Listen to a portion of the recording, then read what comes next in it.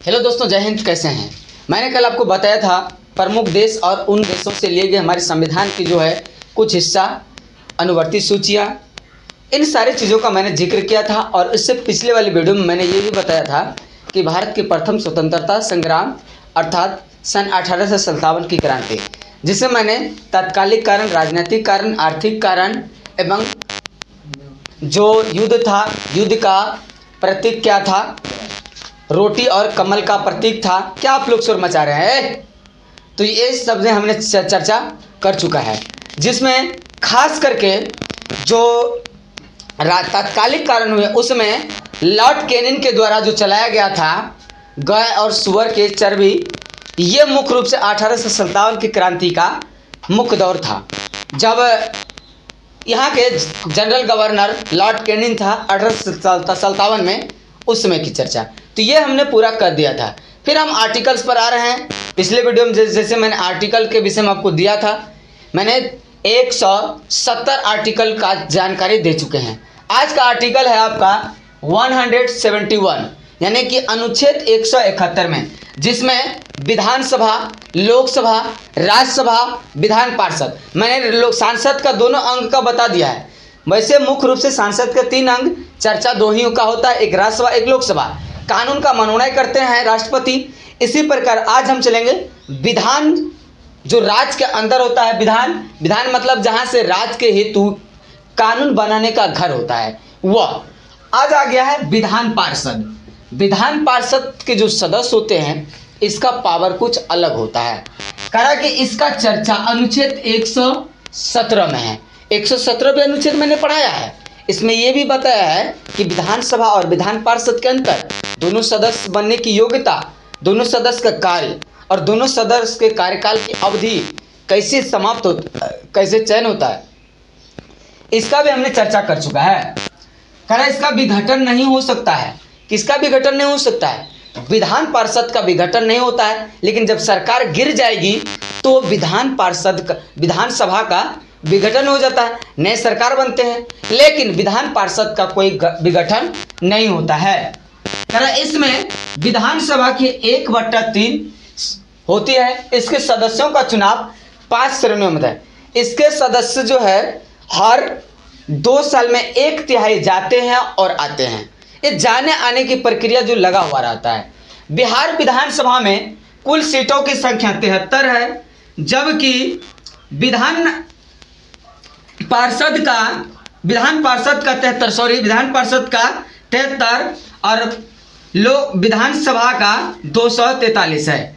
ये जो seat sharing है अलग हिसाब से किया जाता है और इनके सदस्यों को चुनने की पद्धति भी अलग होती है। करा कि 1/3 सदस्य विधानसभा चुनती है। 1/3 जो सदस्य है, अगर 100 है तो 30 सदस्य चुनने का पावर विधानसभा के सदस्यों को होता है। उसके बाद 1/3 सदस्य निकाय पंचायत, नगर निगम, नगर निकाय, इनके द्वारा चुना जाता है। और इनका चुनने की प्रक्रिया में देखा जाता है पढ़ल लिखल तो है ठीक ठाक कि नहीं, कि अनपढ़ निपढ़ तो ना है, कला में परिपूर्ण होना चाहिए, विज्ञान के क्षेत्र में परिपूर्ण होना चाहिए, साहित्य के क्षेत्र में अपने योगदान दे सके, तब जा करके इसका चयन होता है। न तो निपट गवार के भेज देगा तो कला संस्कृत कोई ज्ञान नहीं, सब तहस नहस हो जाएगा। ये होता है। उसके बाद 1/6, यानी कि कुल वोटों का अगर देखा जाए 66% निकाला जाएगा, तब होता है करा कि राज्यपाल मनोनीत करते हैं। कोई भी राज्य का विधान पार्षद होगा, वहाँ के 1/6 सदस्यों को विधानसभा का ना तो सदस्य कर सकता है, लेकिन विधान पार्षद के सदस्य कौन है? अध्यक्ष होते हैं राज्यपाल, लेकिन उपराज्यपाल को वहाँ का उपसभापति के तौर पर भेजते हैं। लेकिन मुख्य रूप से पार्षद का सदस्यता जो है उपराज्यपाल ही अध्यक्षता करते हैं। 1/2 सदस्य को माध्यमिक शिक्षा परिषद के सदस्य शिक्षक चुनते हैं। माध्यमिक मतलब कि 8वां क्लास तक के शिक्षक लोग जो है पढ़ाते हैं, इन लोग मिल करके चुनते हैं शिक्षक संघ को, जिसको स्नातक निर्वाचन आयोग कहा जाता है। क्या कहा जाता है? स्नातक निर्वाचन आयोग। क्या कहा जाता है, स्नातक निर्वाचन आयोग। वर्तमान में जो है अवधेश नारायण ठाकुर स्नातक निर्वाचन के सदस्य बने हुए हैं। तो ये होते हैं।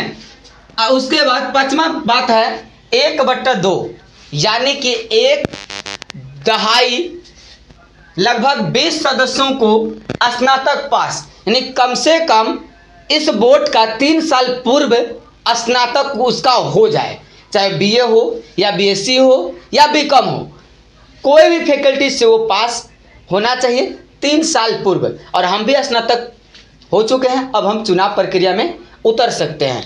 लेकिन हम लोग उस तरीके से नहीं उतर सकते हैं क्योंकि हम लोग किसी विद्यालय से जुड़े हुए नहीं हैं, तो हम लोग वोटिंग नहीं कर सकते हैं। लेकिन जो योग्यता चाहिए वो योग्यता एबिलिटी हमारे पास हो चुका है, पूर्व हो चुके विद्यार्थी चुनते हैं, हम लोग चुनने की योग्यता रखते हैं।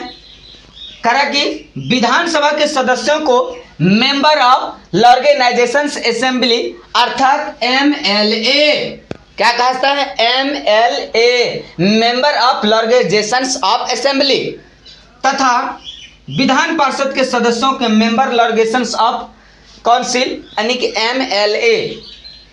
MLA MP MLA सुने होंगे, MLA विधायक, विधान पार्षद, ये दोनों सदस्य का काम अलग होता है दोस्तों। दोनों का अलग निर्वाचन क्षेत्र होता है, दोनों का कार्यकाल पद्धति अलग होता है। एक सदन बहस करते, दूसरे सदन उस बहस के तहत है कि नहीं, इन सारी चीज़ों का जिक्र किया जाता है। कर सदनों की अवधि, जो सदन चलेगा उसका कार्यकाल क्या होगा, एक साल में कितने बार सदन बुलाया जाएगा, किस समय कौन सा सत्र चलाया जाएगा, इन सारी चीज़ों का डिस्क्रिमिनेटेड जो होता है करते हैं सदन के जो निर्वाचन अध्यक्ष है वह करते हैं। करैया अस्थाई सदन है, ये कभी टूटता नहीं, फिक्स है, चलता रहेगा। एक बार शुरू हुआ चलता रहेगा, फिर 6 साल में सदस्य जाएंगे, लेकिन हर 2 साल में सदस्य आएगा जाएगा आएगा। लेकिन वही विधान पार्षद में ऐसा होता है, लेकिन विधानसभा में क्या होता है, सदस्य आएंगे, 5 साल पूरा होगा, फिर जाइए क्षेत्र में लोगों का चरण पर गिरिए, वोट दिया तो जीत के आइए, नहीं तो घरे रहिए, सुतल रहिए, ऐसा होता है। लेकिन इन लोग में वो सब बात नहीं, एक व्यक्ति को फिर चुन सकते हैं क्योंकि कला निपुण व्यक्ति होते हैं। सदन, इसके सदनों का कार्यकाल 6 वर्ष का होता है, जबकि विधानसभा का कार्यकाल महज 5 वर्षों का होता है। ठीक इसी प्रकार संसद के जो 2 अंग होते हैं, संसद के 2 अंग, एक राज्यसभा और एक लोकसभा। राज्यसभा का कार्यकाल 6 वर्ष का और लोकसभा का 5 वर्ष का। जो राज्यसभा का सांसद होगा वो कम से कम 35 वर्ष होगा और लोकसभा का जो सदस्य होगा 25 वर्ष का होगा। इसका कार्यकाल 6 वर्ष का, इसका कार्यकाल 5 वर्ष का। आखिर तो कोई कारण है, तभी तो ऐसा बनाया गया, नहीं तो रणनीति राजनीति दोनों क्या होगा, गिर जाएगा। एक सदन पास कर दिया कोई भी कानून को, यहाँ पर आके गिर जाएगा, क्योंकि यहाँ पर भी बहुमत होना चाहिए।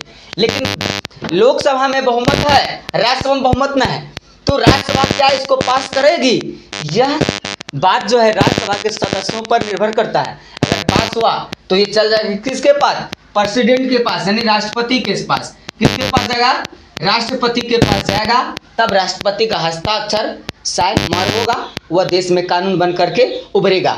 अगर यहाँ पर बिल गिर गया, लोकसभा से पास हुआ और राज्यसभा में गिर गया तो कानून नहीं बनेगा।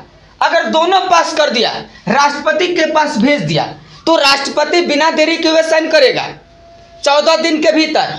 अगर कोई संकोच है राष्ट्रपति को तो वह वीटो बुलाएगा, वीटो कैबिनेट होगा, लोकसभा राज्यसभा सभी सदस्यों को बुलाएगा, वीटो के सदस्य का अध्यक्षता करेंगे, लोकसभा का स्पीकर भी कर सकते हैं और राज्यसभा का भी स्पीकर कर सकते हैं, ऐसा होता है। तो देखिए विधान पार्षद के जो सदस्य और उनके निर्वाचन जो होता है अलग अलग प्रक्रिया से गुजरना पड़ता है। निर्वाचन का तौर तरीका कुछ अलग ढंग से ही अपनाया गया है। खास करके इसमें देखा गया उन व्यक्तियों को ही चुना जाना चाहिए जो पूर्ण रूपेण किसी क्षेत्र का कला रूप से परिपूर्ण हो, वैज्ञानिक हो या विज्ञान की बातों को जानता हो, क्षेत्रीय समस्या के कला मर्मज्ञ हो, साहित्य के क्षेत्र में जानकारी रखता हो, इन लोगों को ही चुना जाता है। विधानसभा सदस्यों की योग्यता, जो विधानसभा के सदस्य बनेंगे उसका योग्यता है करा कि इसमें विधानसभा सदस्यों की चर्चा किया गया है अनुच्छेद 173 में। पहला है कि वह भारत का नागरिक हो, कोई भी राज्य का हो सकता है। सबसे पहले वो भारत का नागरिक है, हम भारत के ही नागरिक हैं, ना कि बिहार के नागरिक हैं। बिहार राज्य के निवासी हैं, ना कि हम बिहार के वासी हैं। हम बिहार प्रदेश के वासी हैं, पहले भारत के वासी तब राज्य के वासी, ऐसा होता है। तो नागरिक होना चाहिए, पागल या दिवाली ना हो। अब बुड़बक बता के हम सांसद विधायक बना के भेज देंगे तो पता चला क्षेत्र की मिट्टी बिक जाएगा, वो अपना खोपड़ी नहीं ठीक करवा पाएगा। तो ऐसा नहीं होना चाहिए। किसी लाभ के पद पर ना हो, सांसद बने, विधायक बने, एमपी एमएलए बने, लाभ के पद पर ना हो। फिर पुलिया कैसे गिर जाता है तुरंत, पुलिया गिरता तभी तो छत ढलाएगा, ऐसे नहीं होता है। होगा करा विधानसभा के जो सदस्य है मिनिमम मैक्सिमम आयु कम से कम 25 वर्ष होनी चाहिए। मैक्सिमम आयु कम से कम 25 वर्ष। अभी हमको 4 साल रुकना पड़ेगा चुनाव लड़ने के लिए। 21 साल हो चुके हैं, 4 साल कैसे बीतेगा पता नहीं चल रहा है। तब जाकर के हम चुनाव लड़ पाएंगे। उसके बाद अब विधान पार्षद तो होता है जो इस प्रकार से उनका क्या कहता है, चयन होता है। इन सारे फलों को करना पड़ता है, बातों को पूरा, तब जाकर के आप क्या बन सकते हैं, सांसद या विधायक बनिएगा।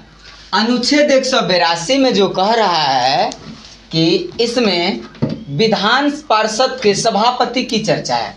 जो विधान पार्षद के सभापति बनेंगे उसको कैसे चुना जाए, उसकी चुनाव प्रक्रिया क्या है। तो विधान पार्षद के सदस्य विधान पार्षद के अध्यक्ष को चुनेंगे, सब जानते हैं। विधान पार्षद के सदस्य उपसभापति चुनते हैं। क्या चुनते हैं, उपसभापति, सभापति नहीं, उपसभापति। मतलब कि सभापति न रहे, या वो हड़ताल में है, या मेहमानी गए हुए हैं, या फिर मर चुके हैं। उस स्थिति में उपसभापति ही क्या करेंगे, सदन को चलाएंगे।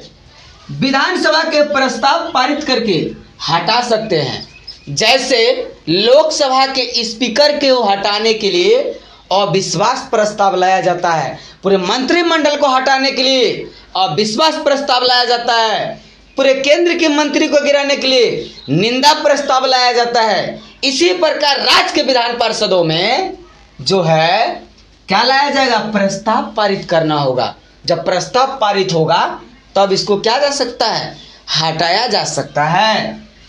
विधान पार्षद का सभापति उपराज्यपाल नहीं होता है। कौन नहीं होता है, उपराज्यपाल। दोस्तों आपको लगता होगा कि अरे भाई जब राज्यसभा में उपराष्ट्रपति बैठते हैं तो राज्य में भी उपसभापति बैठते, उपराज्यपाल बैठते होंगे। नहीं दोस्तों, ऐसा नहीं होता है। उसकी प्रक्रिया है, बैठ सकते हैं जब राज्यपाल आदेश दे तब, आदेश नहीं देगा तो नहीं बैठेगा। तो फिर उपसभापति जो चुने जाएंगे वही बैठेंगे। कल का वीडियो में हमने बताया, हम बताएंगे आपको हाई कोर्ट के विषय में। HC यानी राज्य का सबसे बड़ा न्यायालय, इसका नाम है उच्च न्यायालय। क्या, उच्च न्यायालय। सबसे पहला था सेशन कोर्ट या डिस्ट्रिक्ट कोर्ट। कहिए डिस्ट्रिक्ट कोर्ट यानी जिला कोर्ट। क्या, जिला न्यायालय, जिला न्यायालय। जिला न्यायालय का विषय में चर्चा किए हैं। अब फिर करेंगे उच्च न्यायालय। जब उच्च न्यायालय की बात हो जाएगी तो फिर हम चलेंगे CJI chief justice of India यानी कि सर्वोच्च न्यायालय दिल्ली की बात।